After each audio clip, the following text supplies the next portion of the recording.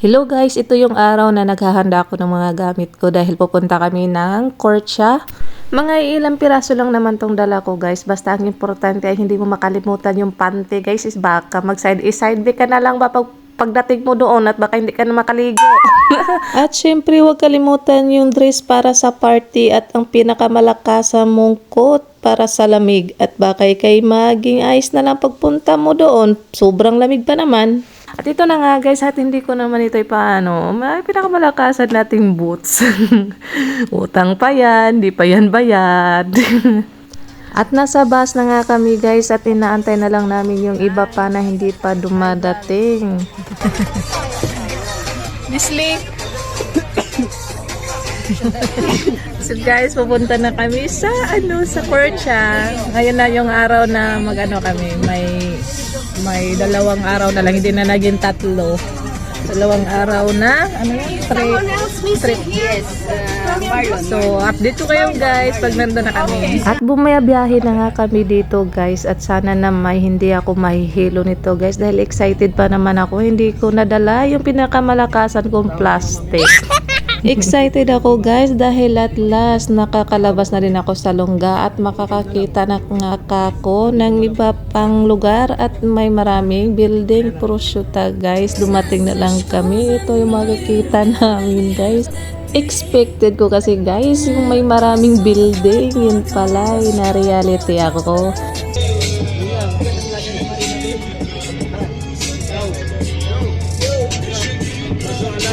At dito nga banda guys, na-excite ako dahil malayo pa lang nakikita ko na yung snow. What? Yung ice pala guys, hindi snow.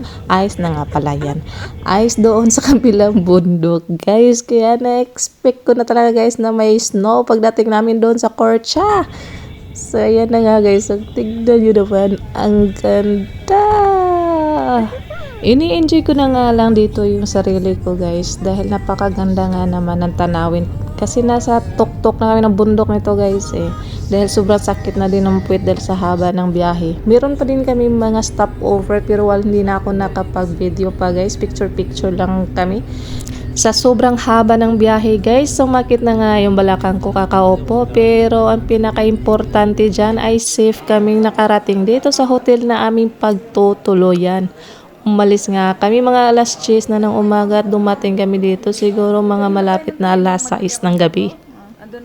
Ano day? I-video? Guys, na namin dali. Asan sa Grand Hotel? Hello! Welcome to my vlog. Welcome to my vlog.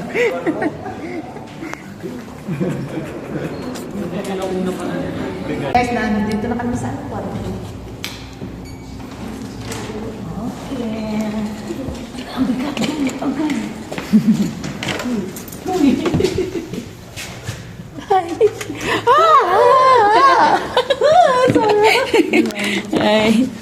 So guys, ito yung room namin ni Dodong. Ayun si Dodong. So ito, may libreng kape, may dulang baso, may initan. Tsaka ito yung CR.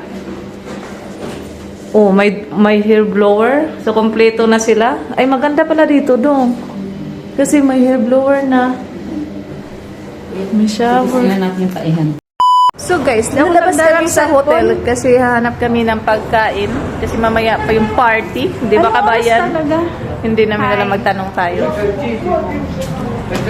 Picture na isa. Picture mo ako dito Sige, picturean. Guys, sobrang lamig. Parang di na kaya yung lamig. Pwede pa palitan ko itong nakatayo rito. Palitan mo. Lalabas kami bukas ng umaga. Maglinisig ka ng maaga. Oh, sige.